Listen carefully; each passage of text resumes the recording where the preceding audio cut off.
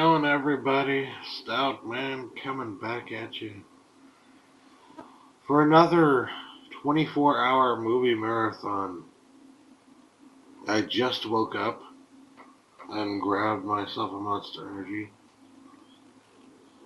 working on about 7 or a little bit more, maybe, hours of sleep. Petting my kitty. And I think I'm going to start the movie marathon off a little oddly enough. I'm going to be watching a bunch of clips from a new movie that I want to see coming out soon. The movie's called Transcendence, featuring Johnny Depp. When I saw the trailer, I immediately had flashbacks of like Johnny Mnemonic and all these like cyberpunkish,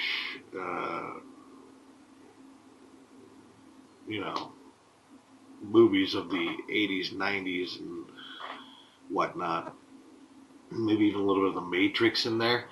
And so I've been really interested in it. I saw the trailer for it before Grand Budapest Hotel, which, by the way, was a very good movie. I loved that movie. I don't know if I'd say I'm a huge fan of Wes Anderson, but I like him. I mean, who wouldn't? So anyways, while I was going to see that, one of the trailers that was shown was for Transcendence. And looks like the playlist, which was one of Roger Ebert's favorite blogs,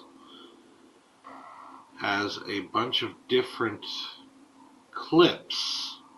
They're all apparently on YouTube, by the way. But yes, official movie clips from the movie itself, along with a TV spot, I think it was. A TV spot and a 16-minute God knows what. Anyways, I'm going to be watching that first off. And then after that, I figured I would watch something that I've been meaning to watch for a long freaking time. I want to do a lot of movies today that I have not seen. One that I have not, either that I have not seen them yet and I own them in some way, shape, or form, or two, I have not seen them in a long time. That's my personal goal for this movie marathon. This is Ryan Chattaway's movie marathon, so I will be following his rules and his guidelines during the marathon. Some movies that I know I will be watching and reviewing for you today will be Man of Steel, The Great Gatsby, Wolf on Wall Street, American Hustle, Raging Bull, The Setup, and I think that's all I have planned right away. Wait, no, there was Beautiful. Beautiful is going to be my foreign film, my foreign language film, starring what's-his-face Bardem, the guy from No Country for Old Men, the bad guy, in a much different role, as I understand it. And I've been told by all my friends, and even by a few film professors in the past, like years ago, when I was still in college. Okay, it's a year now. But, I was told then that this is a fantastic, Beautiful is a fantastic movie. I need to see it, so I figured, why not? I mean, I've been putting it off for so long. It's on Netflix. Just go and do it and watch it and see what all the hype's about. So anyways, those are some of the movies I will be watching, I know for sure today, mostly because they've been graciously donated. A lot of them, the UV codes for them have been graciously donated to me. So I'm just, taking this opportunity to finally watch all these newer movies that I've been wanting to watch that I haven't had the chance to watch. So, yeah. As for The Setup and Raging Bull, I'll just pull the setup out right here, just so you know that it's not another movie called The Setup, because apparently there are a few. This is the 1949 noir boxing movie called The Setup, which has a commentary by director Robert Wise and Martin Scorsese. Why is this significant? Because although it's very hard to find any information on this online, I did check up on it and found out that this was actually a significant influence on Martin Scorsese while he was directing Raging Bull. So I wanted to check this out before I watched Raging Bull, since I haven't seen either of the movies, and I got this in my film noir box set. So, yeah, needless to say, boxing movie that inspired one of the best boxing movies of all time, apparently, from what I've heard. Yeah, why not? Why not check that out before checking out Raging Bull? And I don't know, but Skinslip may be joining me for those two at least, maybe even more, I don't know. But, yeah, those would count for Project Flicks for us. Project Flicks, of course, if you don't know, we're watching 365 movies this year. Trying to do most of them on Netflix and trying to do movies that we have not seen. I think that out of the 127 movies it is now that we've put on the list, less than 20 of them are movies that we had previously seen. And if they were movies we had previously seen, typically the movies we had not seen in a while. So, yeah. Oh, sorry. Still waking up. But yeah. So that's the gist of what I will be doing today for my movie marathon, 24 hours. And that's the gist also of the Project Flicks. We actually had a good friend Byron join us recently. Byron, who you may know from some of his writings on the site as well. He's a true believer in Geeky.com, of course, and he saw what we were doing with Project Flicks and immediately wanted to join in because he thought this was a cool idea. And so far it has been really cool. It's been great to have him aboard. Sorry. So, anyways, if you would be interested in doing a movie marathon yourself, a 24-hour movie marathon, you don't have to do it like I do it, which is going to be 24 straight hours. There are exceptions, and I realize the only reason I can do 24 straight hours is because I am in a situation right now where I don't have as many responsibilities as everybody else does. Although I do have some responsibilities. In fact, I'm putting off doing a task that I was just given that'll pay me like between $4 and $12. I can't remember what it is. But yeah, that's due on the 10th. And it is currently the 8th of April. So it's due in 2 days. And I'm putting it off to do this. Anyways, I'm going to go ahead and watch these Transcendence video clips. And if you want to learn more about the movie marathon, Ryan Chattaway's movie marathon, then I will provide a link in the description to go to his rules video so you can see what you're supposed to do. And then you can start your own movie marathon. Have fun. Alright, I just watched the 7 minutes of clips from Transcendence. It's really 6 minutes and then a couple of TV spots, but whatever. I have to say, it definitely looks interesting. I definitely want to see it. I don't know if I want to see it right away, but, you know, I don't know if I want to pay 10 whatever bucks for a ticket, no offense, but mostly because I'm typically broke, so, you know, it's not like I'm being offensive here. I'm just saying, based on the amount of money that I typically earn in the year, I don't know if I can afford to pay for a ticket right away. If I had Movie Pass, which I'm planning to get next year, I would just go, straight out go. Transcendence, it definitely looks interesting. It's kind of a bit of a Lawnmower Man meets a little bit of a Tron going in there as well, mixed with some Matrix, and all that stuff put all together into one movie.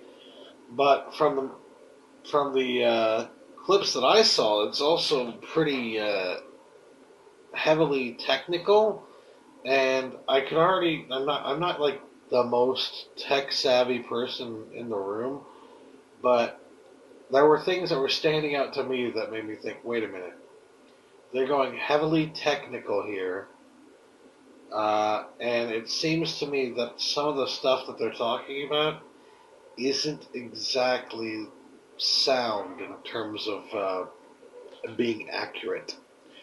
So, it's like they're trying to be as scientifically, they're trying to appear as scientifically accurate as possible. And my question is, are they actually as scientifically accurate as possible with this? I don't. Right off the bat, I don't think so. It's definitely got more of a Hollywood vibe to it. And not just because it's Johnny Depp. Johnny Depp can play anything, anywhere, in my opinion. But it's just got that, gleam of Hollywood to it. It's got that, no, not the sheen of Hollywood. Like the glowy feeling, like, oh yeah, it's got that nice cover to it. I can sense it, I can feel it. And I can also sense and feel that although I would probably like it a little bit, or at least a little bit, and probably a lot, it would still be a somewhat dull movie because there is a lot of talking in this movie, and not even like really well acted or charismatic or anything like that. Just straight out talking, and at least in that sense, it definitely does feel like you're reading a tech manual because they're talking about a bunch of technical stuff, and I guess that's true to the world of tech, but I don't know how that's going to translate into a movie. But at the same time, I'm not going to question a movie that has Johnny Depp and Morgan fucking Freeman in it. So, with all that said, you make your decision. That's apparently coming out on April 18th. We'll see if I get this video up by April 18th. I'm going to go watch Man of Steel. I've been trying to watch Man of Steel for a while. I'm just going to go watch it. I don't know how or where this is going to fit in with Ryan's rules.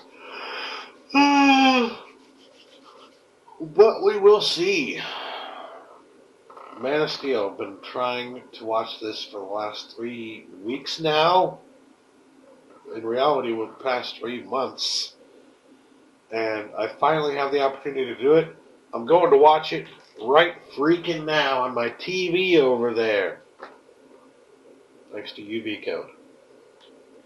I've heard mixed reviews. I've heard that it's really good. I've heard that it's alright. I've heard that it's bad and nobody should like it because of what it does to Superman. And I've heard all of this. And keep in mind, I am not the world's foremost authority on Superman. I somewhat liked Superman Returns. I don't remember anything about the original Superman movies. I need to revisit them probably because it's been so long.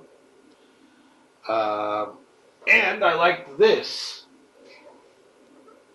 So, I don't know. I mean, take that for what you will. I don't know all of the lore of Superman right off the top of my hand. I don't know it right off the top of my head. There we go. Not hand. Head.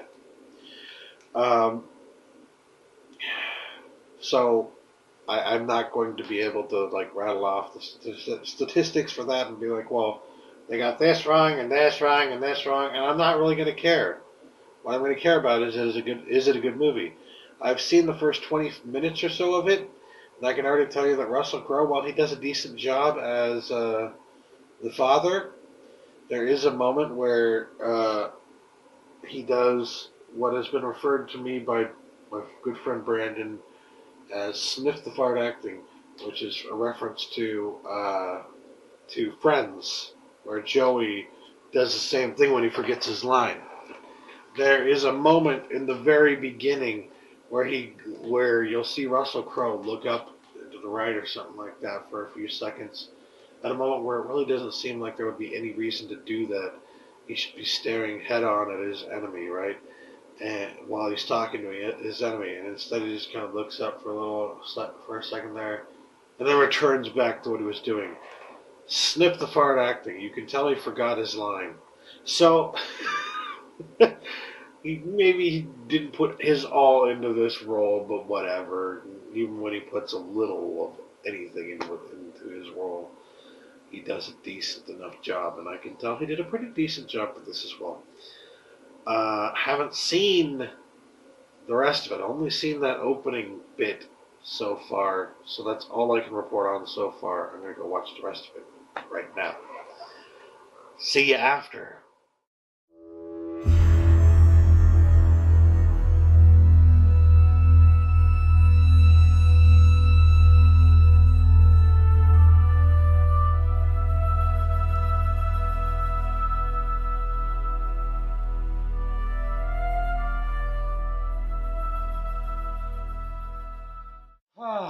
Well, I just got done watching Man of Steel, and I gotta say, I really liked it.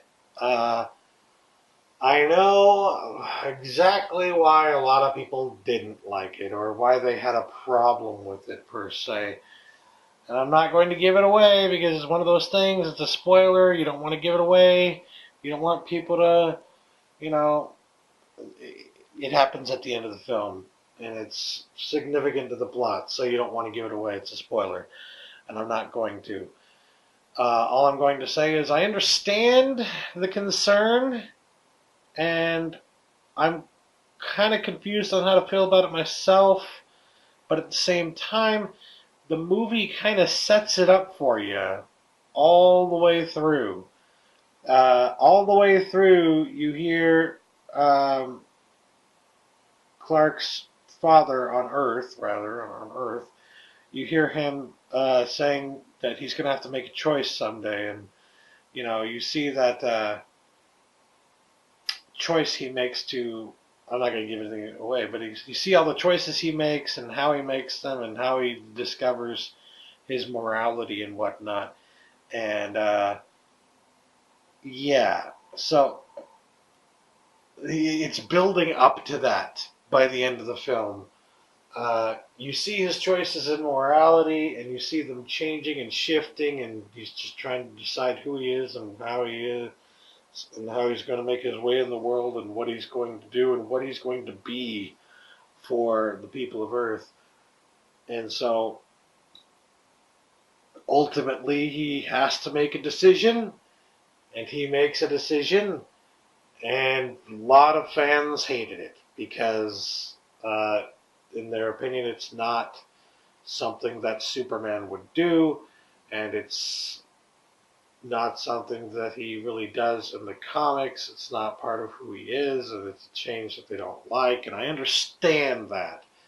But at the same time, I also feel like this origin story is quite, in terms of its, in terms of the way that it's laid out, in terms of the way that it's just a completely different feel to it. It's much more deep and real and emotional, and I mean, I don't mean to say that the real origins of Superman aren't capable of that, but at the same time, it feels like this is, throughout the film, quite a departure from what we're used to seeing, and ultimately, it works. I think that's what frustrates a lot of fans about it, is that, it's technically, you can't deny that it's a pretty freaking good film. There are so many things that are done so right in this film that just cannot be denied. They're freaking awesome. The fight scenes This should be the gold standard for how fight scenes are done in comic book movies, in my humble opinion. I mean, I look at this and I look back to the Avengers and I look back to Dark Knight and all that, and I'm just thinking, those don't even touch this in terms of how well the fight sequences were done and the use of CGI and all that. I mean, I don't typically like CGI, but the way it was used here is the way it should be used to really make you feel like you're in the freaking world of the comic book, so to speak. Like you're in between the panels, so to speak. Uh, and I really did get that feeling while I was watching this movie, although I could tell it was a much different take. It's like if somebody new who wasn't who it's like if Frank Miller did Superman or something. You know what I mean? It's a very different, somewhat darker, somewhat visceral interpretation of the Superman story, and the way that it's shot and everything is just fucking phenomenal, undeniably. You cannot sit there in the comments and try to tell me that you weren't looking at these fucking scenes, these fighting scenes, in awe. Just like, that never would have been possible 10 years ago, 20 years ago, 30 years ago. It's fucking fantastic. I was shocked. I was just jaw agape. Because it takes a while to get to those scenes, and then when you finally do, it's just, shit. I had no idea. You know? I had no idea that they could make what was in my head when I'm reading comic books actually appear on the screen the way that I see it in my head. And there it is. There it is in The Man of Steel. And the fact that they did call it the Man of Steel and not Superman kind of also to me denotes the departure from the original origins somewhat. Now, I'm not as invested in the origins. I'm not as invested in the characters. A lot of you are. If it were the TMNT, and I know the TMNT are going to be facing a lot of trials and tribulations this year in terms of the new movie, I don't know what's going to happen there, if it's going to be any good, if I'm going to like it. But I do know that I have been quite concerned about some of the things that I've seen, and that if they did make a departure such as that, that there were many reasons that I would not be happy with it. But if I could also take a look at that movie and say that other things about it were technically brilliant, like I can in the case of Man of Steel, I would not be able to sit here and say, nope, shitty movie. I would not be able to do it.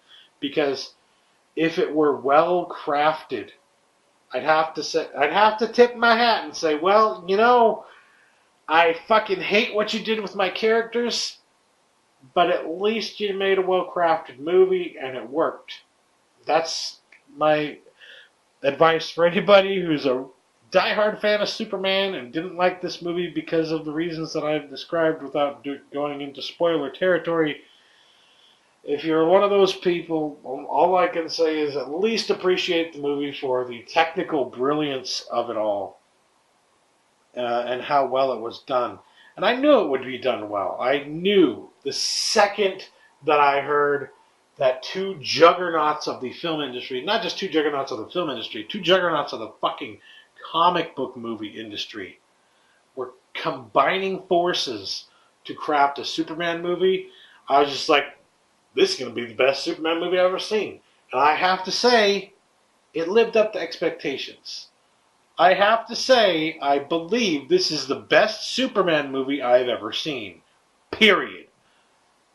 It's out of the bag. It's out of the bag.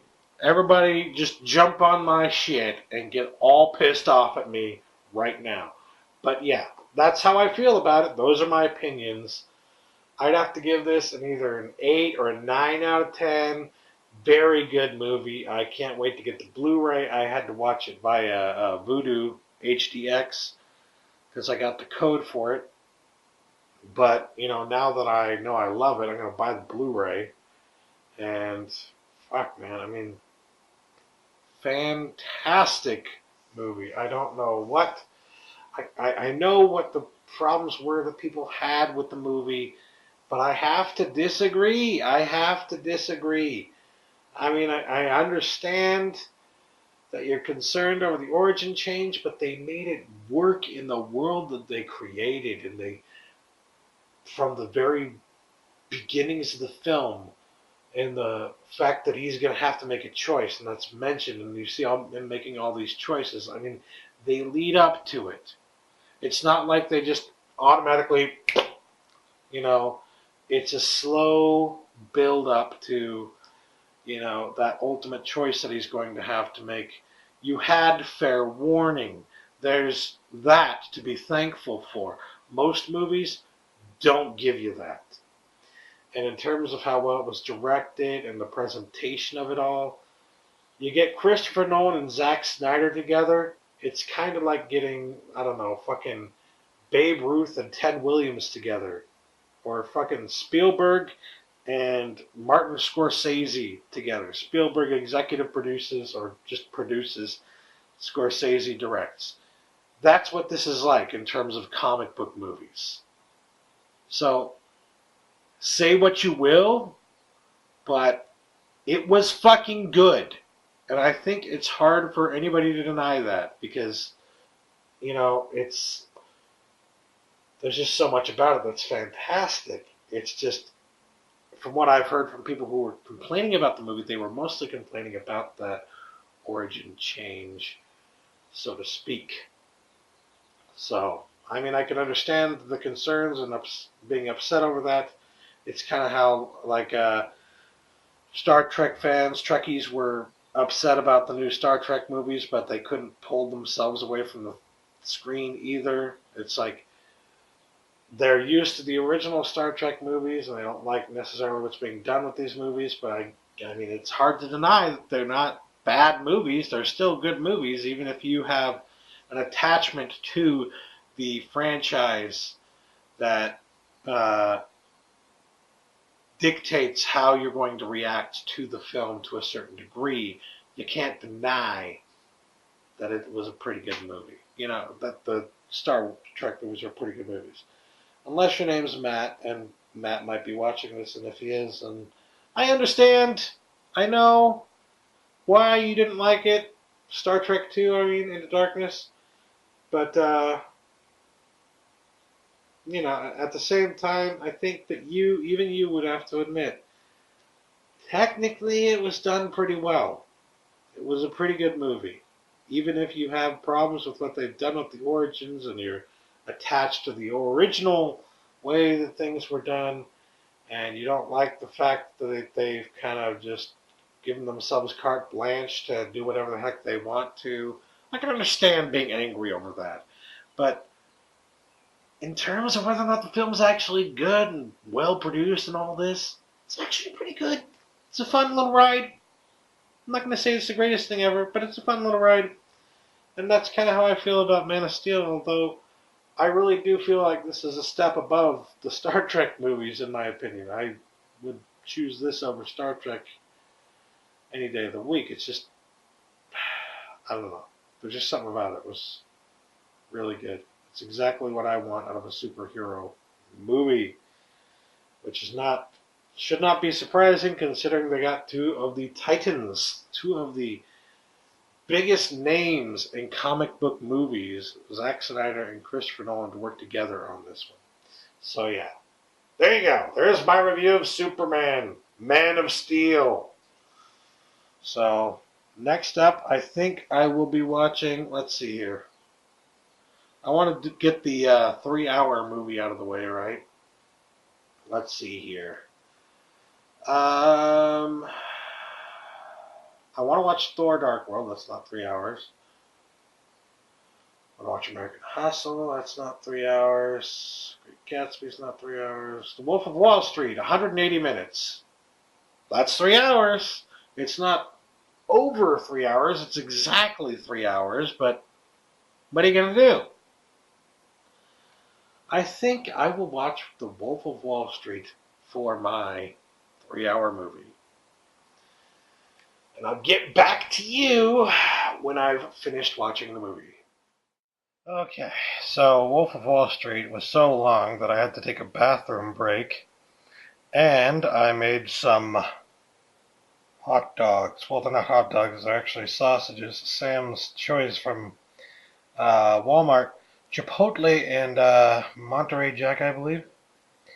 And I've chosen to put them on bread with one side of the bread slathered in mayo and the rest ketchup and mustard. I know a lot of people don't like mayo on their hot dogs, and I think that's weird, or even on their sausage or whatever. But I actually like it. You combine mayo and ketchup together, and it's got a nice flavor. It's kind of part of what gives fry sauce its flavor. And I thought that would be. I thought it might go well with these particular sausages since I've tried them already, and it just seems to me like they would be good for that. We'll see. I'll let you know. I also got A&W. There's only well, actually, looks like there's almost a third left there. All right. But I mean, if you look in here, it goes to basically right there. Yeah, that's a better way of judging it. I got the bottom of it there. Anyways, back to Wolf of Wall Street. I think I'm close to the end, but I don't know. We'll see. It's 3 hours long. And I swear there's been like 2 times when it could have been, when I felt like, they could have ended it here, could have ended it here, could have ended it here. And they still haven't. And I'm enjoying it, needless to say. Anyways, catch you later. With mustard and relish, you'll guarantee mouth-watering satisfaction. Mmm. And now he slips his costume on a beautiful golden bun. There's his cue to go out on stage. He's the natural. He's the rage. Meet this personality at our refreshment counter. Treat the family.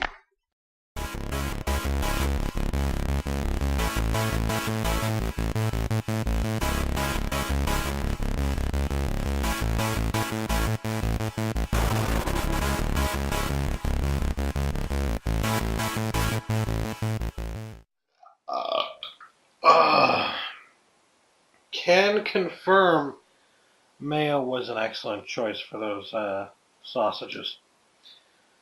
And this was a good way to follow it up. Still not finished yet. Just got done watching The Wolf of Wall Street, and I have to say, while I liked it and while I felt like it was a good movie, I can see why it didn't win any awards. And I'm not saying that because I think it didn't win any awards, because it, actually I think it won like 1 award, but yeah. It won a few awards, right? It did win some awards. We're talking about the Academy Awards, particularly. It got snubbed at the Academy, if I remember correctly. And I can see why, and I honestly don't think it has anything to do with the topic at all. It's just, it's a hard sell, first of all, and it's not, I love Martin Scorsese to death, but I'll be quite honest, it's not the best thing he's ever done. It is great, but it's not the best thing he's ever done. In fact, I would say his last few movies are better. I mean, I enjoyed Hugo a lot. I enjoyed The Aviator quite a bit. But Scorsese's not unknown for creating a few flops. But the thing is, even when he makes flops, they're still great movies. They're still undeniably fun, good movies, right?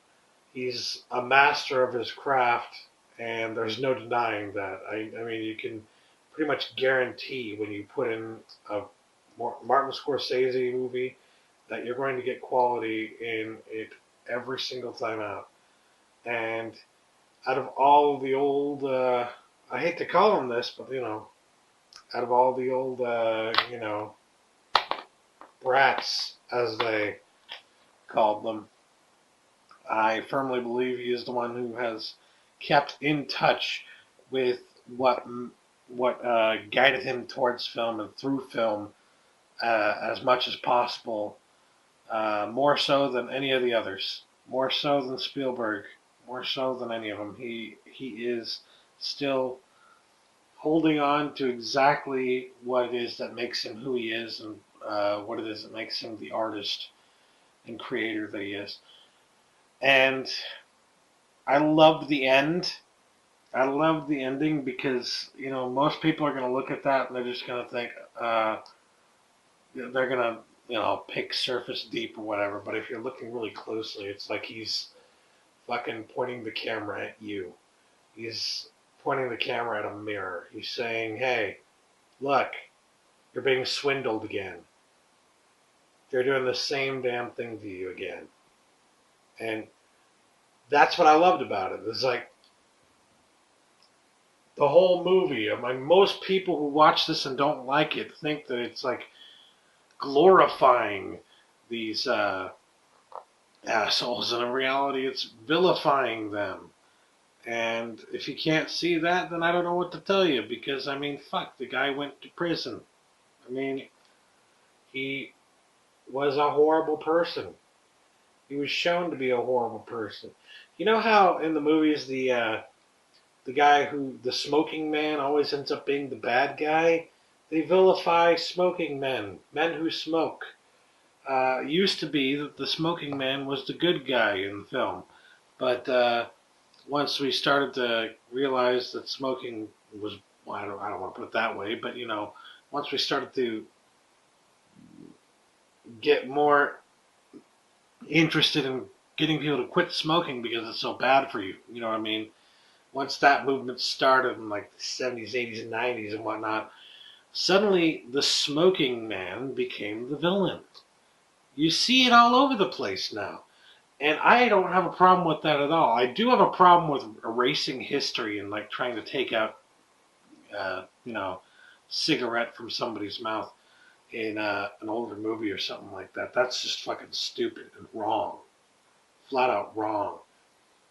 But making the villain the guy with the cigarette in his mouth, not necessarily a bad thing. I mean, I believe it was Alfred Hitchcock himself who said that when you put somebody in a smoke-filled room, you make their era mysterious. You make them unknowable. You give them an air that cannot be fully grasped because they've got smoke all around them. They're mystery men, as it were. Even if you think you know everything about them, you don't necessarily know all about them. And he really took that to heart, which is why a lot of his characters who were smoking men were also bad guys. They were always surrounded by smoke. And maybe it's not the same kind of smoke you see in this movie, but you see these guys surrounded by drugs and all this other stuff. And it's just, should not be too surprising to you that, yes, they're trying to vilify them through this act.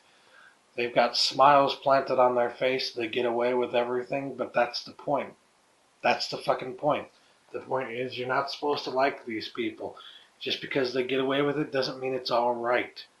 And the end of the movie flat out makes it clear that's the statement that's trying to be made here, because he points the camera. He doesn't point the camera at the audience, at us particularly, but he points the camera at an audience of normal people, just like us.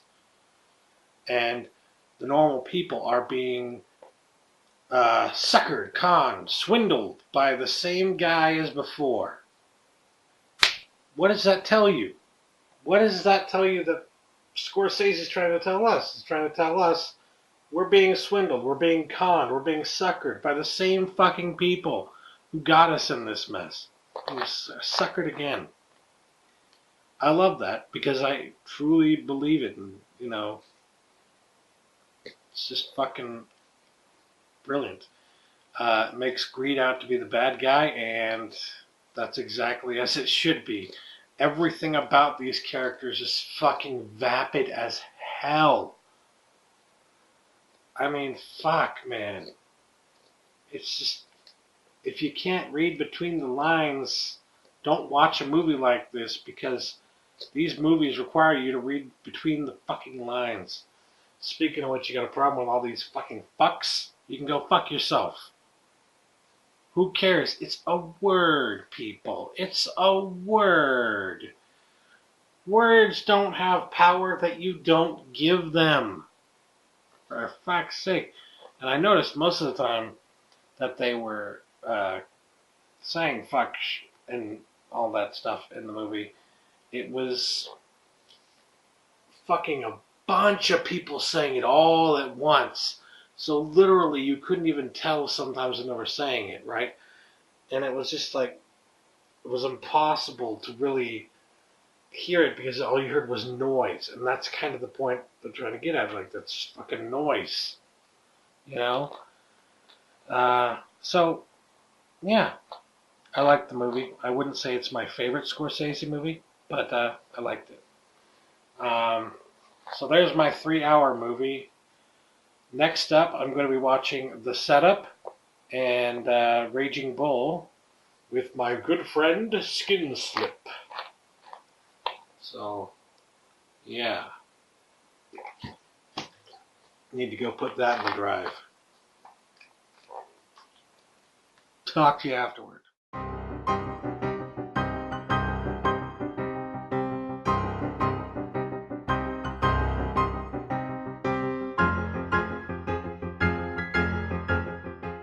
Hi, everybody. How's it going?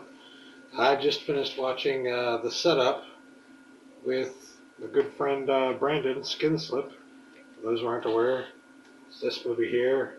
Looks like this on DVD. Setup. I like that the box art for this looks kind of like the poster, the original poster for it. I was blown away by this movie. This was freaking awesome. Skinson was pointing out how there's a lot of references in this in Pulp Fiction to this. He's like pointing out shots that were like, that was in Pulp Fiction, that was in Pulp Fiction. And he was saying like it probably came from Pulp Fiction because it was seen in Raging Bull.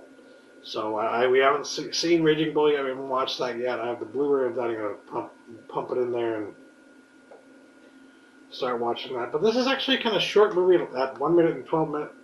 1 hour and 12 minutes. And believe it or not, it's all like the story takes place continuously over an hour and 12 minutes. Meaning it's not like, you know, you see one scene and then it's like 15 minutes later, and then you see another scene and then it's like 2 hours later, and then it's the next day. No, literally takes place over the entirety of the entire span of an hour and 12 minutes. So when you see the clock in the beginning of the movie and it says 9 something, you see the clock at the end of the movie and it says 10 something. So literally it's just straight from beginning to finish. It's exactly, you know, and it's so well crafted. Oh my god, it's amazingly well crafted. Expected. It's something you would expect from Robert Wise, of course.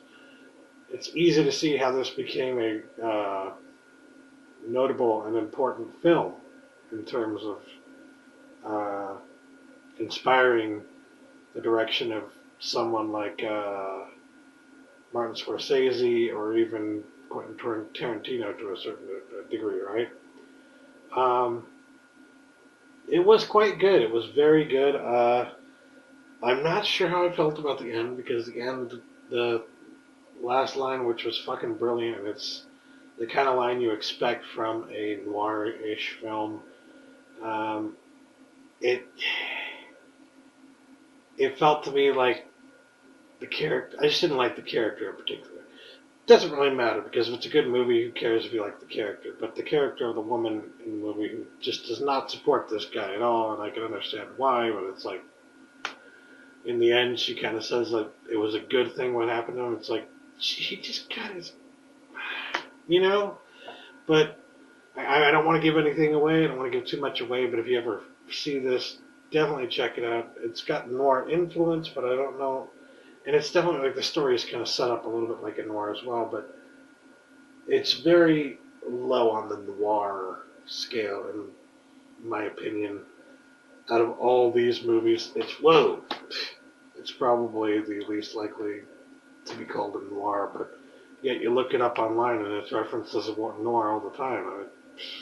Okay, I mean, it definitely works as one. It's just, you wouldn't typically think of it as such, but it'll make you rethink what a noir is. So there's nothing wrong with that. Loved it. Now I'm gonna go pop in Raging Bull on Blu-ray, and we're gonna go watch that. Brandon couldn't stop talking about the shot selection and all excellent framing from start to finish. The framing was goddamn fantastic. It was just like, look at that shot! Look at that shot! Look at that shot! It was fantastic. So, yeah. Catch you after Raging Bull. I'm gonna get some ice cream.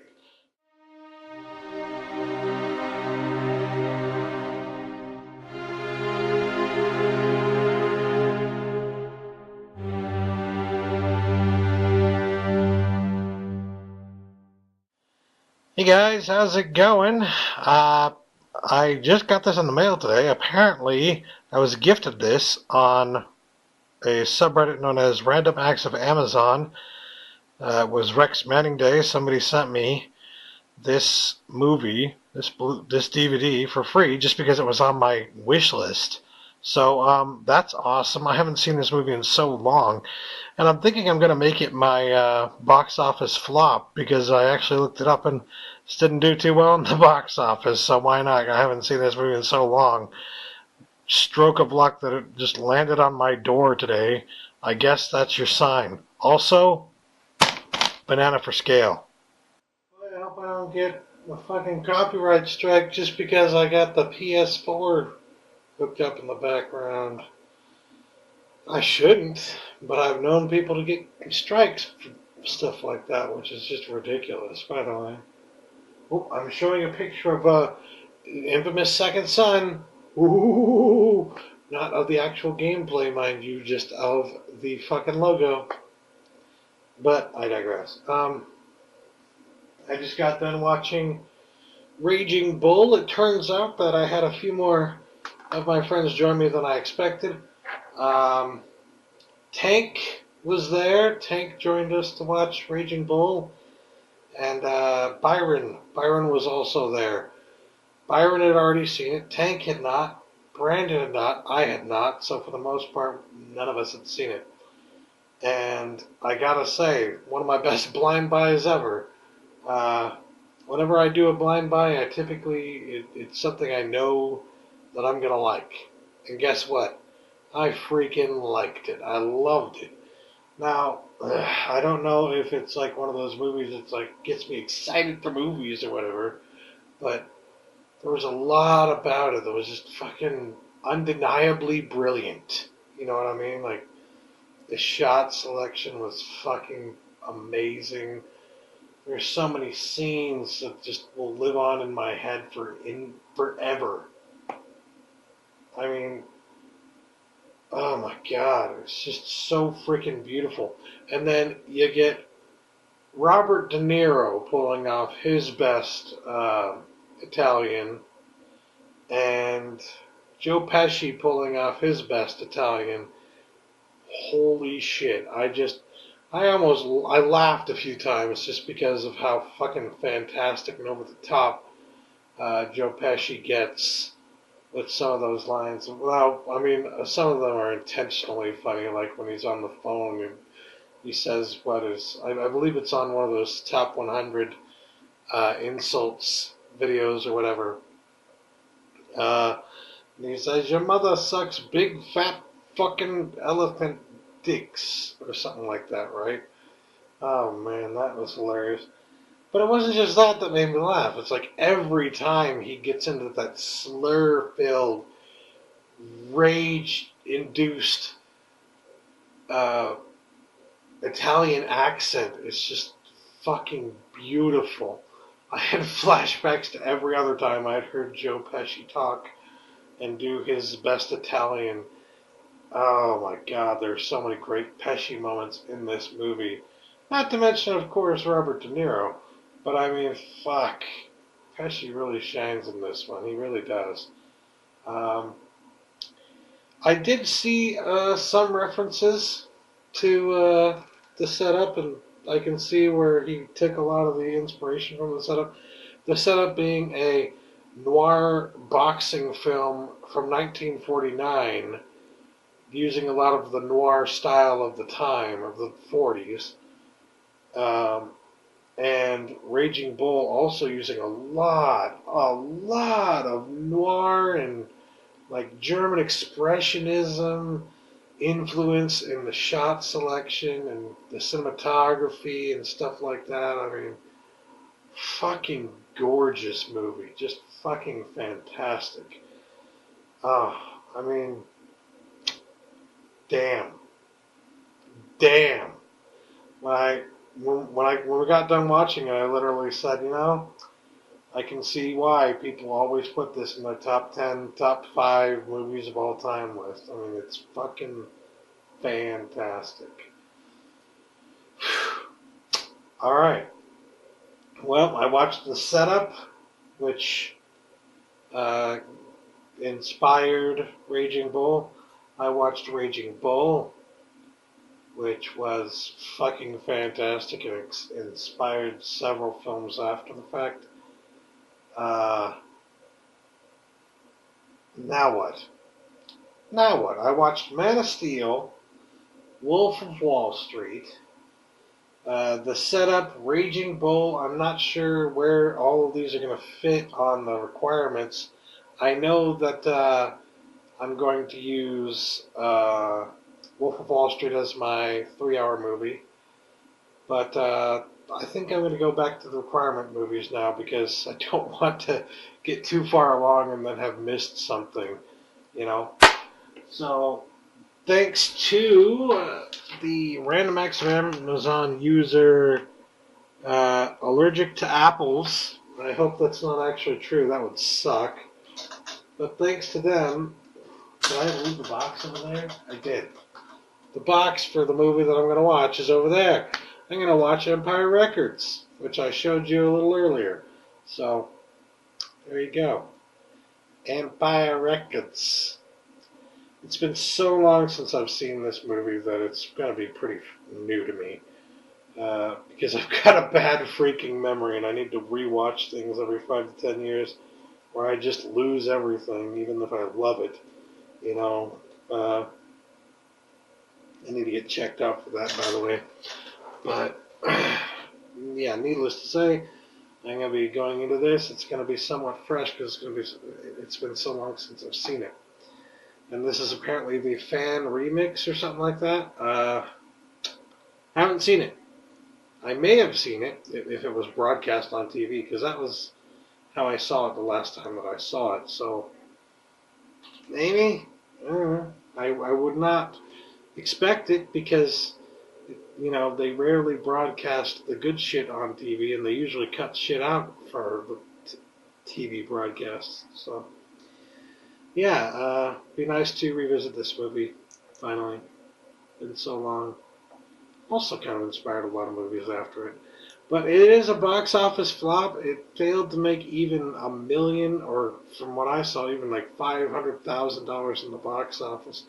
Only really became popular after the fact in syndication and all that, you know what I mean? So, it counts. You can't tell me it counts. The rule was box office flop. It counts. Counts. Speaking of which, just in case you're wondering, my favorite movie, I have several favorite movies, but the one I most frequently mention and the one I'm probably going to be watching tonight as my favorite movie is Right Behind My Head. It's right there. CT. Alright. So anyways, I will catch you later after I watch Empire Records. Oh, and in case you're wondering, chicken fingers. That's what I'm eating now. I got chicken fingers and I got tea. iced tea, diet iced tea. A lot of people don't know this though. Tea has caffeine in it, so it'll help me stay up. Anyways, I'll catch you after Empire Records and tell you what I think of it after, 10 years or more since I've last seen it. So, yeah.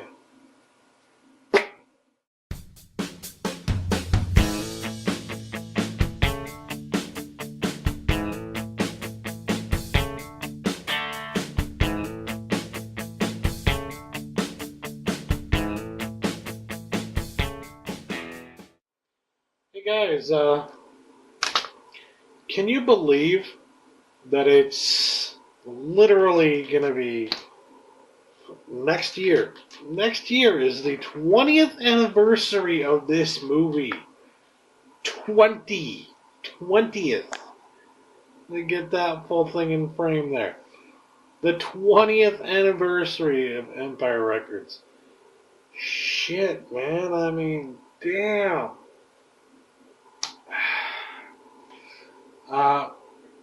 It's been so long since I've seen this movie, and I love it more now than I ever did before, I think, because it's like a fucking time capsule, you know what I mean? You just sit there and you realize it's got that same feeling to it that, what is it? That The Breakfast Club has. It's really got this John Hughes feel to it, while at the same time also kind of rejecting John Hughes in movies, because it doesn't do all the same things that a John Hughes movie. It doesn't have the same kind of punchy, typical dialogue you'd expect from a John Hughes movie, but it does have the same kind of story and the same kind of results and the same kind of message, and all of it is just fucking brilliant. It's literally The Breakfast Club 10 years after The Breakfast Club, because The Breakfast Club took place on my birthday, the day that I was born. March 24th, 1984 is the day that they all met up in that classroom together in the movie. So not like the day that the movie came out, but the day in the movie when they met, you know. And this is 1995, so literally like 10 years later, Empire Records comes out and does a lot of the same things, where you got a bunch of misfits. They don't really know exactly what their place is in the world or what they want to do with their lives. And even the ones who seem like they're all perfect and prim and proper, you discover that the movie is starting to play and I can't have that. Close application. Alright. You discover that they're not as prim and proper as they make themselves up to be, and that each and every one of them has a problem. And that, in fact, is one of the lines in the movie from the fuck-up characters, so to speak. And it's just, there's just something about that movie. And I'll tell you what, now that I've sat there and watched the whole thing, all I really want to do is listen to a bunch of 90s music, because damn, there's a ton of catchy, memorable 90s music in Empire Records. Jesus. And it really is like a time capsule, because it's like, we don't fucking see record stores like that anymore. We definitely don't see fucking video stores anymore. We don't see anything remotely like what you see in this movie anymore. Like, the only thing you really get is like, sometimes you find a warehouse, or if you're lucky, you'll find a Suncoast that managed to avoid getting freaking destroyed, you know? And they're always in malls. Or fuck Sam Goodies. No, seriously, fuck Sam Goody. But yeah, You never find like the mom and pop things anymore because they don't make any money. So they don't exist anymore. So literally, if you ever want to be able to experience that again or show people what it was actually like, Empire Records, a great fucking way to do that. Ah, can't remember. I can't believe I forgot that aspect of it, or didn't even realize it the last time I watched it because I wasn't as into movies as I am now. Glad to have that in my collection now. Thank you again, Allergic to Apples from Amazon, Random Acts of Amazon. I don't know what I'm going to watch next. Going to try and find something. I realized later, after the fact, that I don't necessarily have to watch my favorite movie of all time. In the rules, actually, Ryan Chattaway says it has to be one of your favorite movies. So I'm going to be looking for either one of my favorite movies or a movie that is underrated. And that's what I'm going to be looking at next. So, looking for next. Oh, for Pete's sake. You guys, I can't think of anything. And the really, like, the weird thing is, I can't think of anything I want to watch in terms of, like, my favorite movie. Because I'm not really in a mood to watch my favorite movie. I'm in a mood to watch movies I haven't seen yet. I do have to watch that foreign film.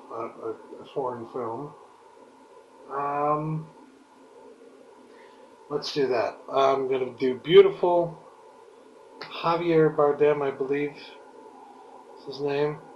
And while I'm doing Beautiful, I'm going to upload the video that I have on here to my hard drive so that I can make more room for more video because I'm running out of space. So yeah, Javier Bardem, Beautiful. So it'll be a new movie that I haven't seen yet. So I won't be, focused on watching my favorite movie. Or one of my favorite movies, rather.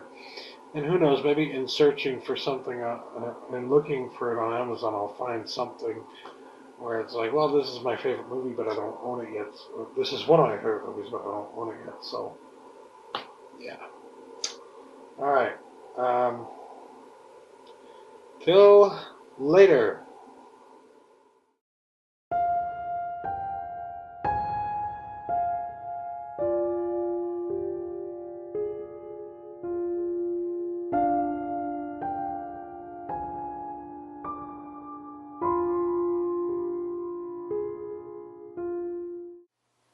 And nearly nodded off about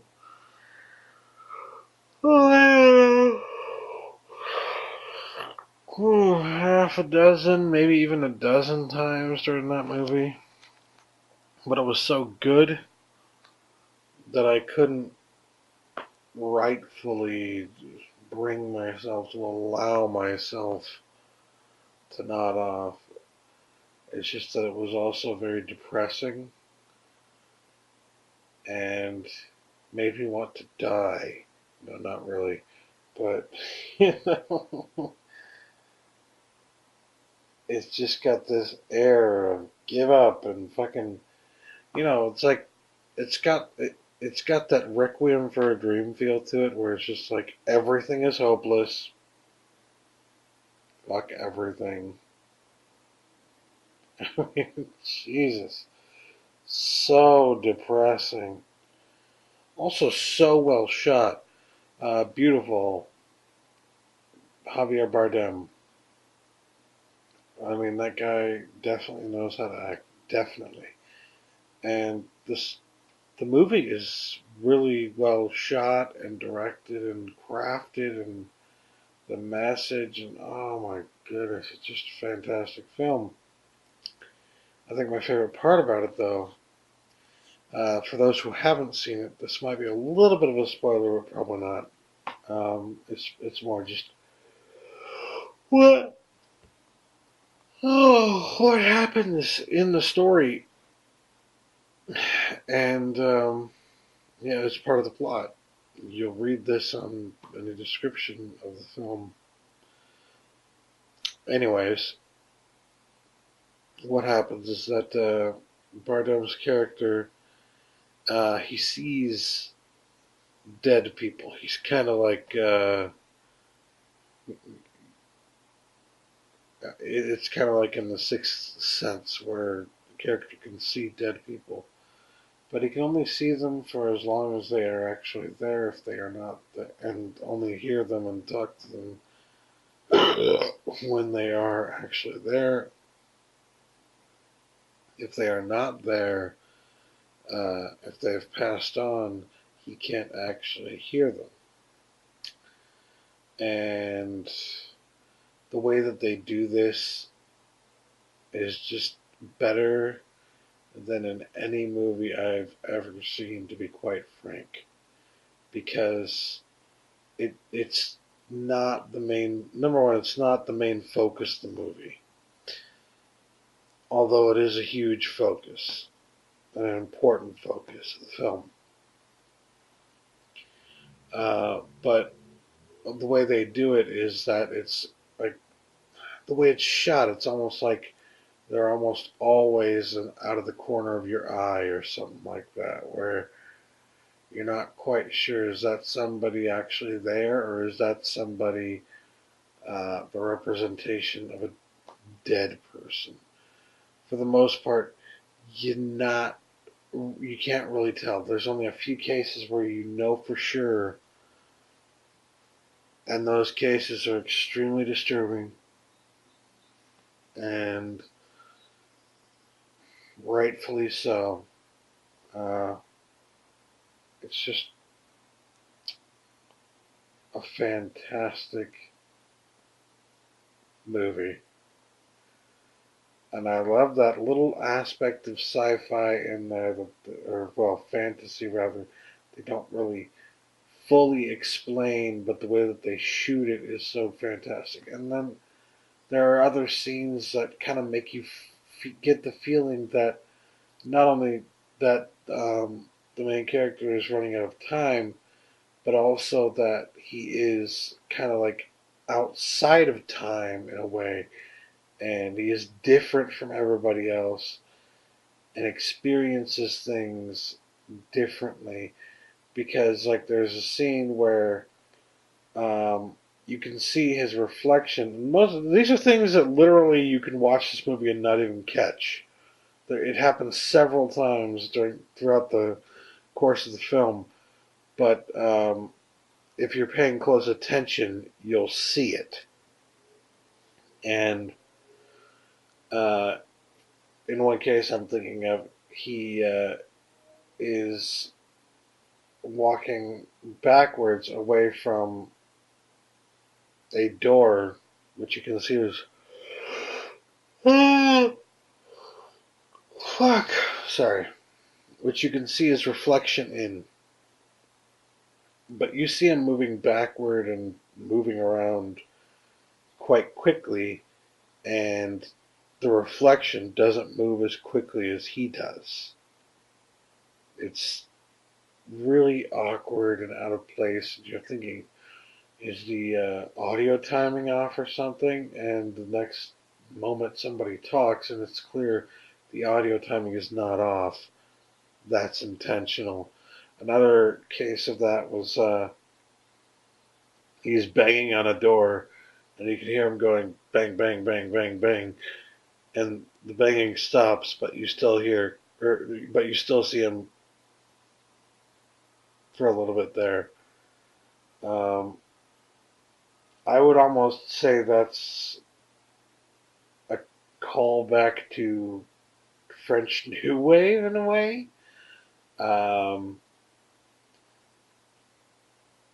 This also has definitely some aspects of like Spanish horror and even Japanese horror to a certain extent, Korean horror.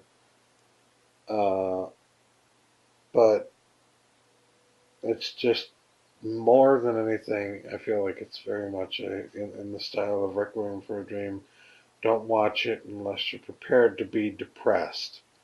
The funny thing is, I was thinking one of my favorite movies is The Pianist, and I was thinking maybe I'll watch that for my favorite movie after this. No, no, can't do it. Especially since I almost fell asleep. So, what am I doing to keep awake?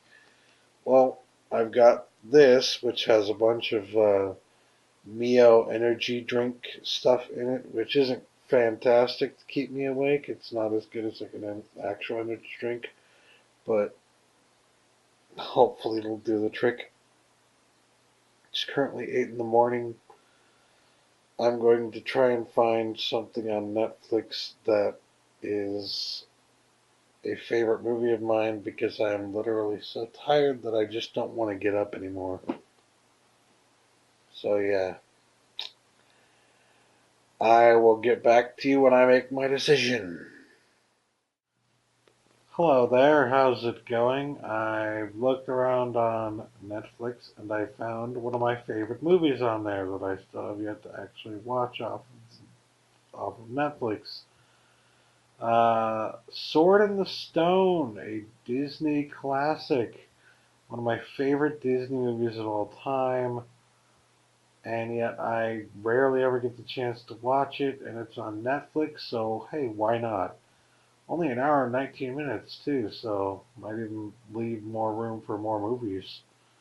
Or at least for me to go make some food at some point. But yeah, I'm going to go ahead and watch Sword in the Stone now, off of Netflix. And we'll talk to you afterward. And totally awake.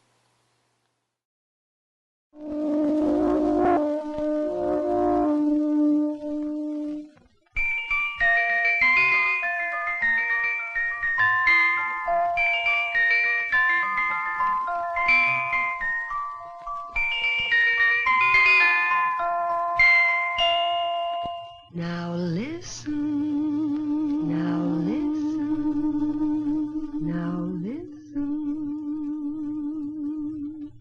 I'm the Dairy Queen, won't you come with me along the milkshake way? I've got lots of good surprises, fresh and yummy for you every day.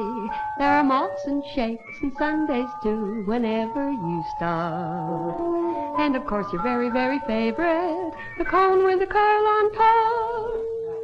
You don't have to just dream about Dairy Queen.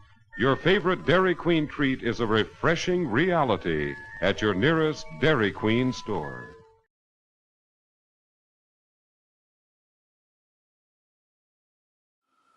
I think I'm getting old because I fell asleep after Sword in the Stone.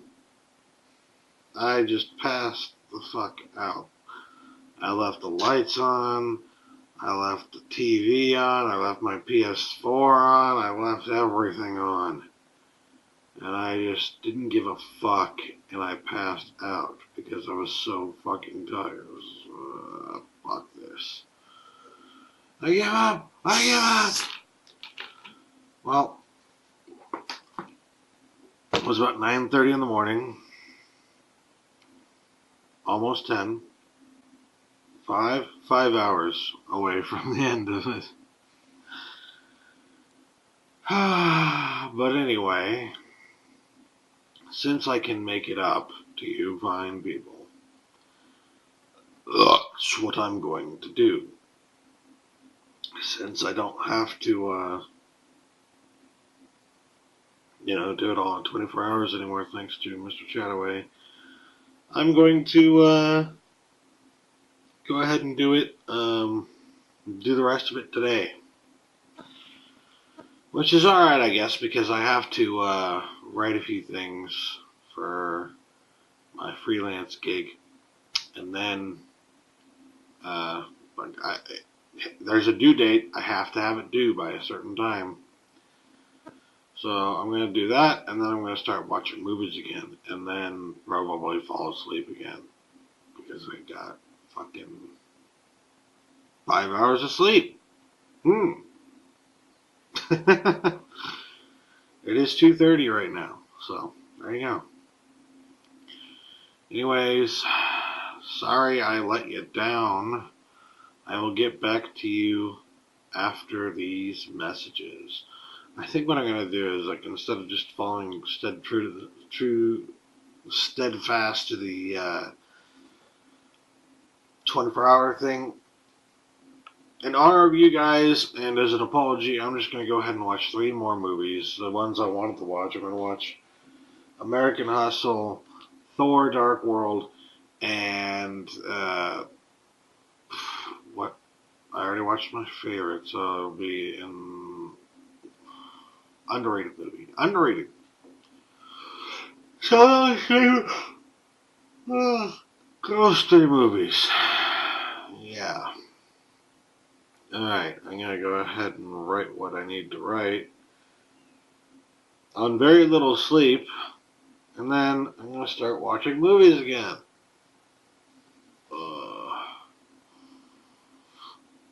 I'm so glad I love movies. Man,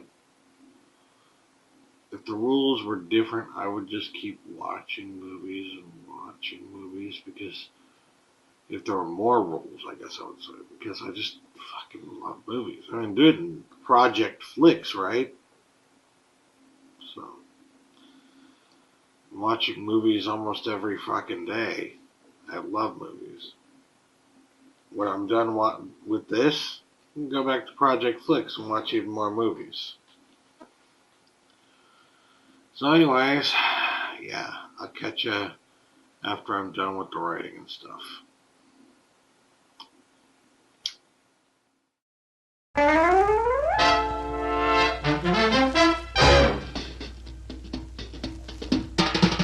Oh, the time is now, the time is here. Now's the time for a bite of cheer. A tasty light where the price is right. Well, look at here, you'll dig this sight. The moment's handy for a piece of candy. Just name your brand, they're all so grand. Hey, what do you think of a nice cool drink? Or a big box filled with a popcorn thrill? Let your taste buds meet with an ice cream treat. Refresh yourselves, it's time to eat. So come on, folks, let's join the band as we all head for the refreshment stand. And now, on with the show.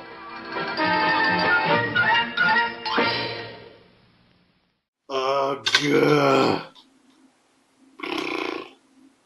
Alright, so I just finished my work. I had to write an article. I had to write 2 introductions, and I had to edit an article for Geeky. So, the world of, I should say, the life of a freelance writer is somewhat interesting.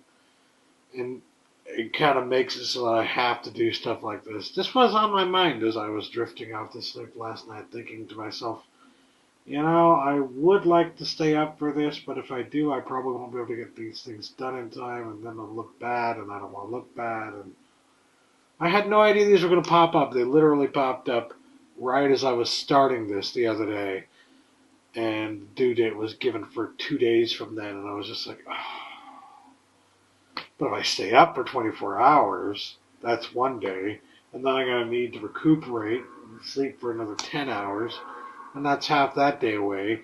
You know, I thought about it and I was like, you know, on top of being so exhausted that I can't even get up to turn off the light or anything else, there's that on my mind. So fuck it, I'm going to sleep.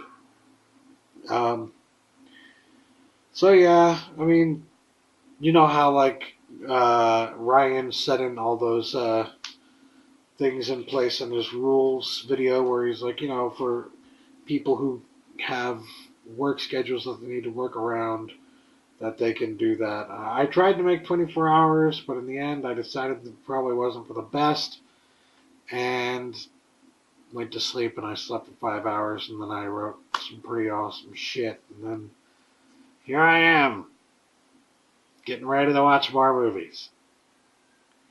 So let's see here. Started at 2:30 p.m. On the other day, and then I stayed up until 9:30 a.m. So I have 5 hours left. I'm gonna find a movie to watch that is hopefully somewhat underrated. God, there are a million underrated movies that I could watch. You know what? I could just say that Man of Steel is my underrated movie because a lot of people do consider it to be underrated. Uh, it was a highly rated movie, but there are a lot of people who had problems with it. So, I don't know. I don't know. I don't know. Fuck it. I'll look for something on Netflix. I was just thinking I would really like to watch Argo and American Hustle and Thor Dark World. We'll see what ends up happening. Anyway, I'll look for something, then I'll tell you what it is, and then we'll get started again. Alright, I've made my decision. My underrated movie is going to be Stir of Echoes, starring Kevin Bacon. I really feel like it's probably my favorite Kevin Bacon movie. It's actually a really good movie. If you have not seen it, you definitely need to. Don't buy the Blu-ray. The Blu-ray looks like crap. I got it for free when I signed up for Vudu, so I'm going to watch it on Vudu. Yeah. I've been looking for like the special edition DVD for a while for a decent price, but yeah. I don't want to get the Blu-ray because I know the Blu-ray is one of those like really bad examples of DNR and all that, so no. But yeah, really good movie. Gonna watch it. Go ahead and watch it now. Bye. Holy crap, guys. Guess what I just got in the mail? Another gift from another anonymous person. I don't know if it's a Christmas, not a Christmas. I don't know if it's a birthday present, a belated birthday present, or if it's just something again from Random Acts of Amazon. But I actually just got sent Flight of the Navigator. I haven't seen this movie in so freaking long. This is so cool. Do you know how hard it is to find this DVD anywhere? Oh my goodness. Freaking awesome. I can't wait to pop it in and check it out. Childhood favorite, you know, one of those movies you watched on Disney Channel all the freaking time. Flight of the Navigator. I love it. Thank you, whoever gave it to me. Username, or the name on there was M. Thanks, M. Oh, and I'm eating Chinese food for dinner while watching Stir of Echoes.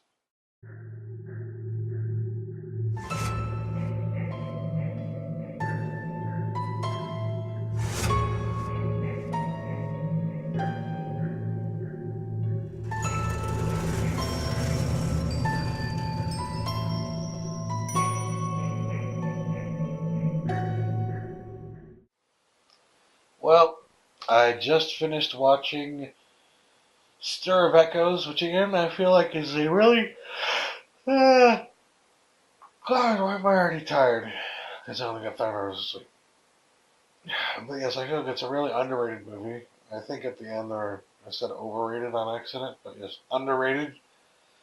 Never really did too well in the theaters to my recollection, and wasn't really highly rated by critics. Looking here on a tomato meter from Rotten Tomatoes, 67%, which isn't horrible, but it's like, you know, it's not fantastic either. I guess I can see that, but I feel like it's underrated too, because it's just, there's so many things that are done so well. Maybe it's not like the best when it comes to cinematography and stuff like that, but it still does. They still do a pretty damn good job with it. And like I said, one of my favorite Kevin Bacon movies because it's kind of outside of the reach of what Kevin Bacon typically does, and he really actually does pull off that creepy, tortured dad thing fairly well. So yeah, I enjoyed it, and I especially like the creepy little kid they got for the movie too. I think my favorite scene is the one in the graveyard because it's got this kid running through the graveyard.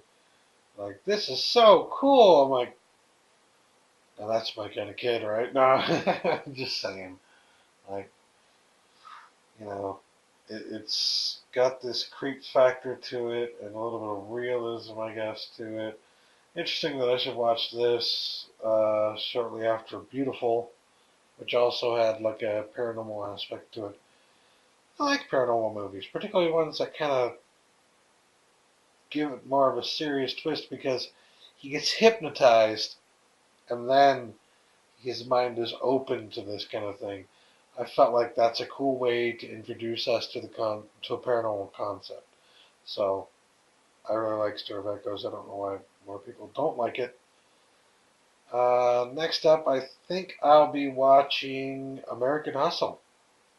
So yeah, I think that's it for the movies that I have to watch, right? Because I watched one of my favorite movies. I watched an underrated movie. I watched the other movies that Ryan Chattaway wanted me to as well. 3-hour movie, foreign movie.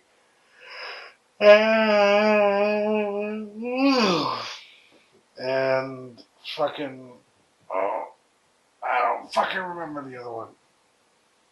But I'm pretty sure I did it. So yeah.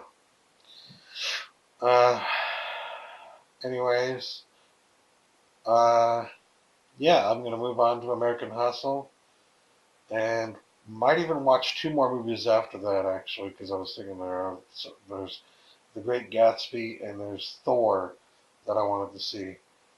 In fact, I think we're gonna watch Great Gatsby first, because I wanted to see Great Gatsby more than the others. No offense, but I have because I'm an English major, and I've read that book up and down, sideways, a million times. It's about time that I actually went and watched the movie. So, to give you my thoughts on it, right? So yeah, I'm going to watch Great Gatsby, and then I'll watch American Hustle, and maybe Thor. I'll get around to Thor eventually. You know that. It's just, I've watched so many movies already. Who knows if I'll be awake enough.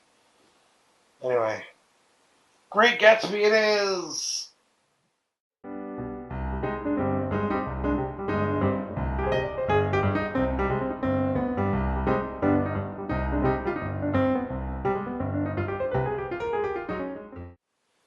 God damn. That was fantastic. Now, I mean, I'm not going to say that it was like dead on exactly what I wanted to see, and I'm not going to say that it was the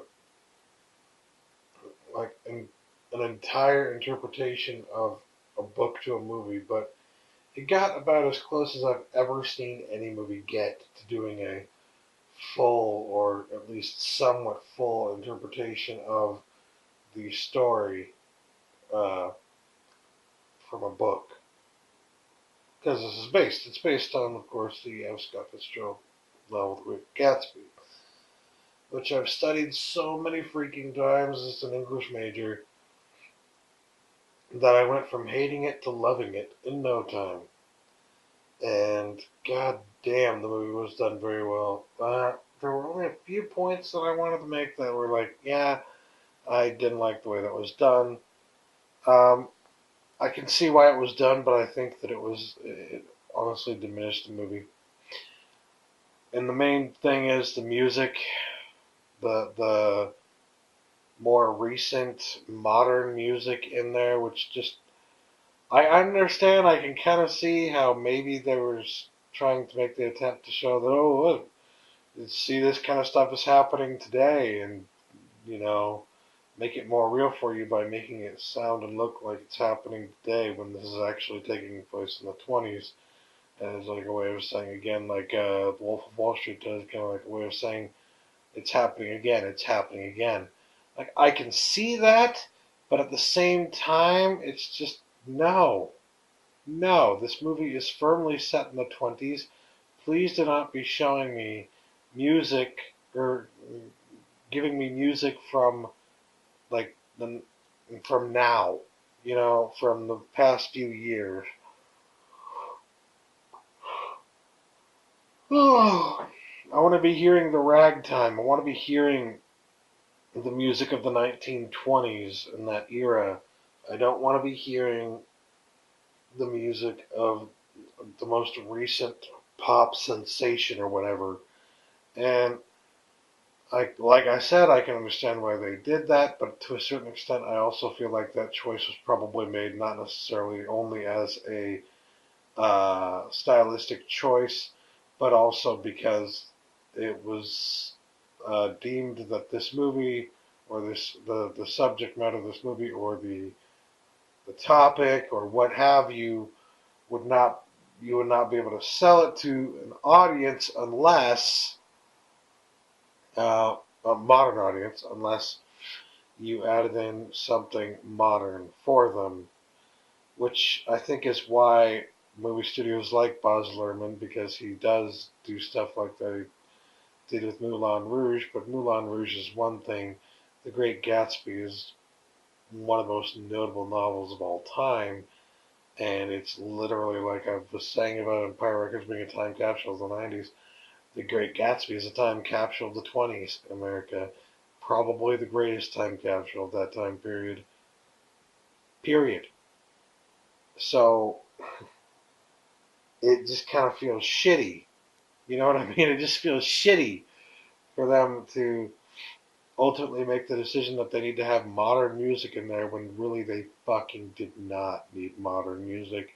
It would have been much better without the modern music. I mean, if you want to have something modern, then play the music of the ragtime music, the music that was playing during the 20s, and modernize it a little bit, which is very much not what they did here. They might have tried to do it a few times, but for the most part, it was more modern, like 90% modern, 10% the kind of music that you would expect from that time period.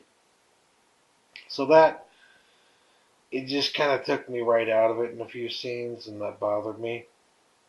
But another thing that bothered me was that it starts out with Nick Carraway seeing a psychiatrist, I guess, at a sanitarium, which, God, if I recollect correctly, does not happen. And I can understand why they would need to, or they would want to do that. But again, it's a case of something that's totally not necessary. Why they would want to do that would be to point out that Nick Carraway is an unreliable narrator. Obviously, if you've read it enough, then you know Nick Carraway, although he's presented as our narrator, the only guy who we can trust through all of this, there are several points where it's made perfectly clear that he's not a reliable narrator. And my problem is that they could have taken out the bits where they had Nick Carraway talking to the fucking psychiatrist and instead added in more of his character traits and a few of the things that he did that they didn't put into the movie. And it would have been perfectly clear to anybody willing to pay attention that he was not reliable. It was already pretty fucking clear by the end of the movie, but regardless, they could have made a better attempt, other than adding something in there that wasn't in the original story, in order to try and get that across and do what they wanted to do with that and point out that Nick Carraway is an unreliable narrator. I mean, in the book, Nick Carraway gets involved with the one woman whose name escapes me now. But yeah, he gets involved with her, and it's clear that he is just as involved and just as obsessed with this opulence as everyone else. And you know, he's just like them. He's one of them, and he tries to act like he's better than them, but in reality, he's just like them. And perhaps that tortures him a bit, but uh, I feel like it's better from the viewer's perspective to be able to determine that yourself and see that for yourself rather than have them shove it down your throat from the very beginning with the concept that he's in a sanitarium right now. You know, it's just fucking weird. They didn't need to do that. They did not need to do that. And they did it anyway. But I digress because I have to admit that was a fucking fantastic movie. Even with the unnecessary modern music, even with the unnecessary addition of story elements that didn't need to be put in there, and the unnecessary removal of story elements that could have been kept in there, it was still probably the greatest representation of the Great Gatsby that we have seen on screen and probably that we ever will see on the screen. It was so fucking fantastic, and there was even one line in the movie that was just like, it was so simplistic, it wasn't necessarily great, and I'm pretty sure it wasn't actually in the original book itself, but it worked so well that I literally was just like, that one line, literally a throwaway line, fucking hit me like a ton of bricks. And the line was, "No one must know that Daisy was driving," which Gatsby says. Uh, no one must know that Daisy was driving. Which, it hit me because it's like, that's what we've all been saying. That's what Americans try to say whenever we point out somebody who's living an opulent lifestyle in America, someone who's wealthy, someone who's of high class, or something like that. That's the same kind of response that we give. No one must know that there's anything wrong with these people. We must put them on a pedestal. We must make them out to be greater than they actually are. Uh, no one must know that Wall Street is full of assholes. No one must know these things. That's what we've been told our whole lives, and that's what Americans have been told for hundreds of years. And it's a fucking lie. It could be the greatest lie any American has ever been told, because it's been told to all of us. And that's why when I heard that line, it was just, fucking hell, right there. You sold me on the fucking movie.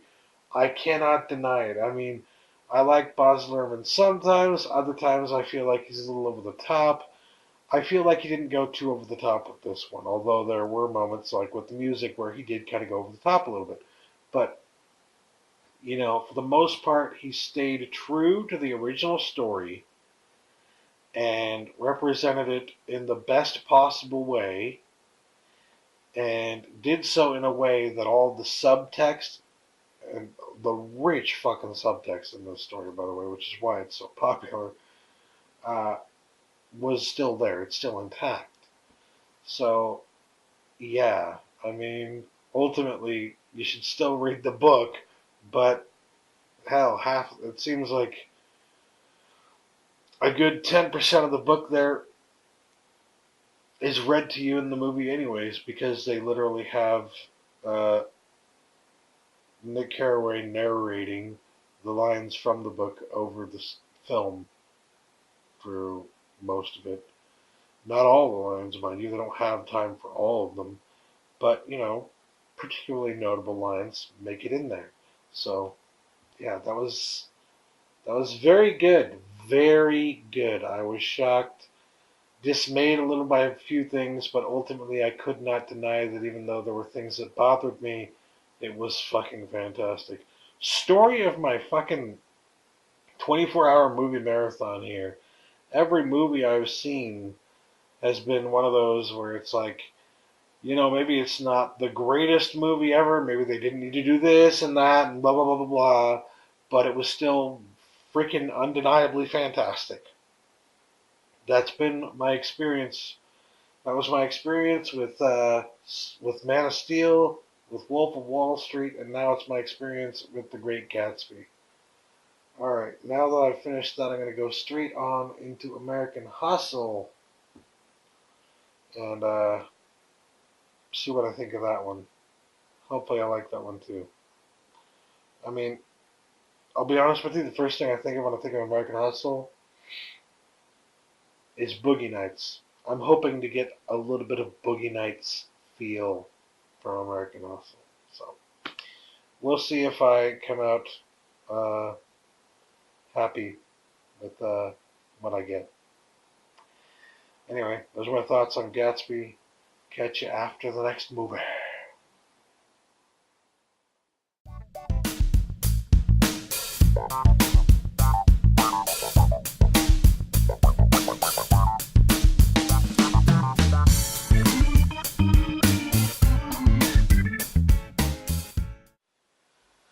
Alright, I just finished watching American Hustle, and, well, it was alright. It wasn't nearly as good as I thought it was going to be. It wasn't like the greatest film I'd ever seen, but I'll tell you what, it's a definite 4 out of 5, you know? And the thing is,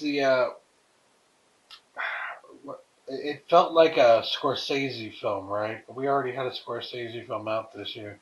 It felt like Goodfellas, had punchy dialogue, really well-written dialogue that you'd expect from like a book or novel or something like that. And it felt like it worked, but not as good as it would work in another medium, such as the novel. And it could have been punched up a little bit better for film. You know what I mean? Definitely never seen any of these actors in those types of roles before. Robert De Niro, I was like, whoa. I barely recognized him at first. Barely recognized Christian Bale, except for that goddamn mouth. And you know what I'm talking about. You know what I'm talking about when he talks, and his teeth. I'm not saying anything bad about the guy. It's just he has a weird way of moving his mouth. It's a little strange.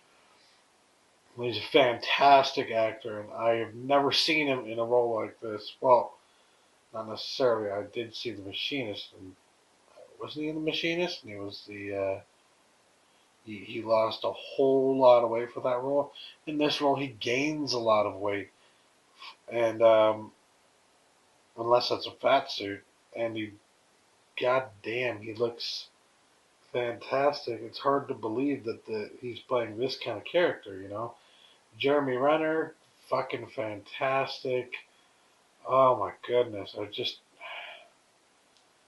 I was expecting something completely different, you know. I was expecting Boogie Nights Part 2, and I got fucking the next segment of Goodfellas, so to speak. It very much was, you know, in the vein of those kinds of gangster kind of films, except for not really a gangster film. Although there were some gangsters in it. But, yeah. Overall, I liked it. I don't know if I'm going to pick it up anytime soon, but I liked it. I can see why other people liked it. I don't know if it deserved to win that many awards, but personally, my opinion is that there weren't that many movies last year that really stood out, and that's why, you know, the cream of the crop was Wolf of Wall Street and American Hustle, which were good movies, but they weren't exactly, you know, fucking, oh my god, it's the best movie ever! No, they weren't really necessarily standout movies. The only reason they stood out was because there was nothing else for them to be, you know, working against. There was no other movies like them. There were no other movies as good as they were. You know what I mean? Point being, There were no 10 out of 10 or 9 out of 10 movies last year, but there were 8 out of 10s, and they got noticed because there were no 9 or 10 out of 10 movies last year. So that's how I feel about that situation. I'm going to go ahead and watch the last movie I intend to watch, which is Thor: The Dark World. I may also watch Argo, but I don't think I will because it's already getting kind of late again. It's 2 a.m. and I'm just soldiering on because I want to at this point. I could very well stop at this point because I've watched over the 24 hours I said I was going to watch. But I'm not going to stop. I'm just going to keep going, going to keep soldiering on, I'm going to watch Thor: The Dark World, and if I feel up to it, Argo. And that'll be it. That'll be my movie marathon. Tell you what I think of Thor after the fact, but I'll tell you first off, of all the Marvel movies, I don't think that Thor is my favorite. Just putting it that way. You can see in a video I did a long time ago where I actually went to see it in theaters first day that it came out. I didn't give it a very fucking positive review. I gave it like a 7 out of 10 because I felt like it was a good movie, but it wasn't like the kind of good movie where it's undeniably fantastic. It's not like I had seen Iron Man, right? And then Thor comes out, and I'm like, well, Thor's good, but it's no Iron Man. You know what I mean? You know what I'm saying? I don't know. Maybe I'm not talking right because I'm fucking tired already again because I only got 5 hours of sleep. But yeah, Thor really didn't fucking push my buttons like it did for a lot of other people. A lot of people loved Thor and thought it was fucking fantastic, and I can understand why.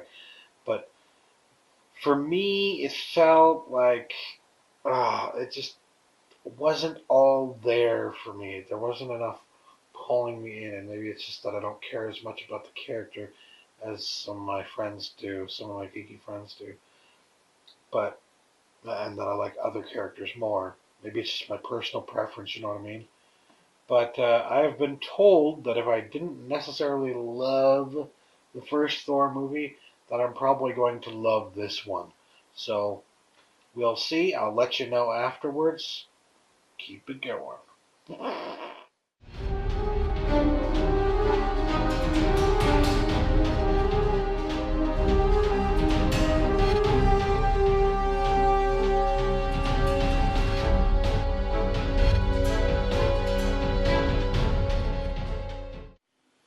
I did it! I did it! I watched Thor: The Dark World. I finished. Oh my god. Oh. I started with Man of Steel and ended with Thor: The Dark World. Now, I was thinking about doing Argo, but I would probably fall asleep somewhere in the middle of it. No offense to Ben Affleck, he makes fucking amazing movies. It's just I've had 5 hours of sleep in the last fucking 48, so probably a better idea that I go the fuck to sleep, as Samuel L. Jackson likes to say. What did I think? My friends were dead on the money that they thought I'd like this better because I did like it better. There's something about superhero movies where it's like I understand that they're not. You know how I've been talking about like the technical brilliance or whatever. You know, the cinematography is good, the writing is good, all that kind of stuff. You know, these are Hollywood movies, and Hollywood movies are, you know, they're not. You can't really hold them to the same standard because they never would meet those standards. So why would you bother trying to hold them to those standards? Hollywood movies are all flash, no circumstance, so to speak. So when you can get one that tells a decent story without going too far into the fucked zone, then you know it's pretty good. And I would say that's exactly what happens in this case, for the most part. I mean, there are a few things about the story where I was like, okay,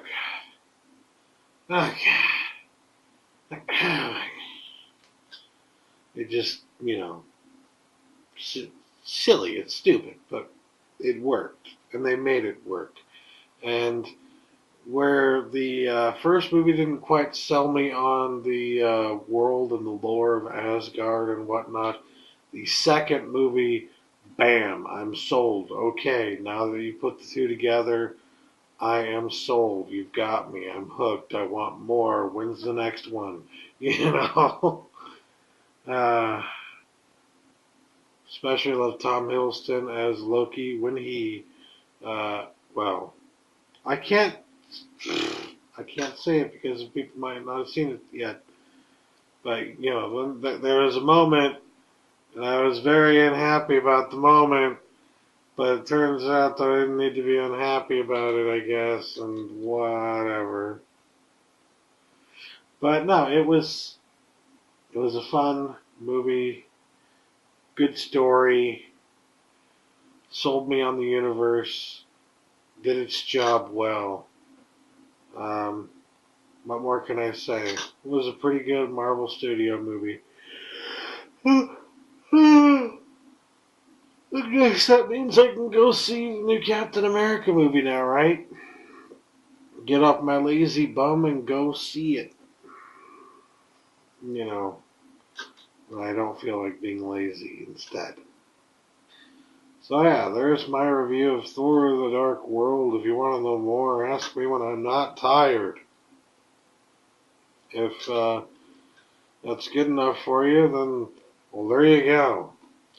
It is currently 3:55 in the morning on Thursday morning.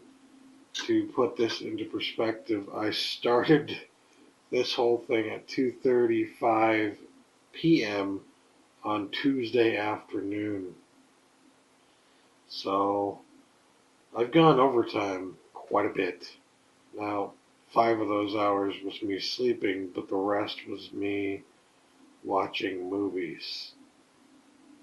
Wait, no. 5 of those hours was me sleeping, and then, another 5, or 4.5, I would say, was me working. Let's just say an even 10 hours was me doing work or sleeping, and then the rest was me watching movies. So, there you go. I believe that's well over 24 hours. I don't think it's a whole lot over 24 hours. Because if I'm doing my math correctly, then it is currently hour 27. Or no, sorry, hour 37. And 10 of those hours out of the way, meaning making it hour 27. So, yeah.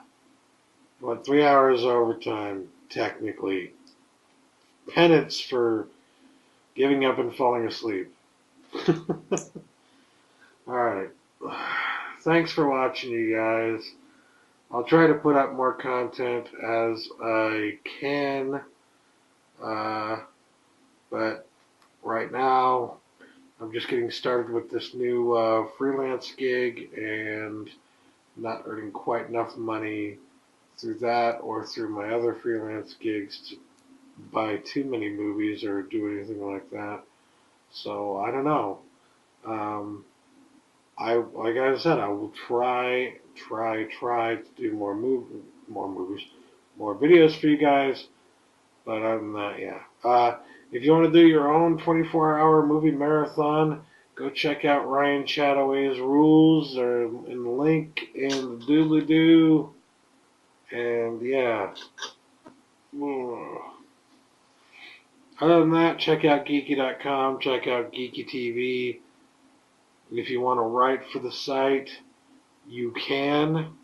We have open submissions. You just go to the front page, and on the front page, at the end of the main menu bar, you will see submit a post, and from there you can literally go on there and just from the website, without having to log into anything, you can submit your own post, and then it will be put into the pending folder, and then I will look at it and edit it and post it for you once it has been edited. So, completely free and open submissions, people. Just do it. If you have the drive. I'm not demanding or anything, just if you want to. Other than that, like I said, check out Geeky TV. We've got a schedule filling up quite quickly, so that we're almost to the point where every single day there's something new on Geeky TV. So keep your eyes open, keep your eyes on the Geeky TV schedule on the website. And yeah, thanks for watching. Catch you later. Peace.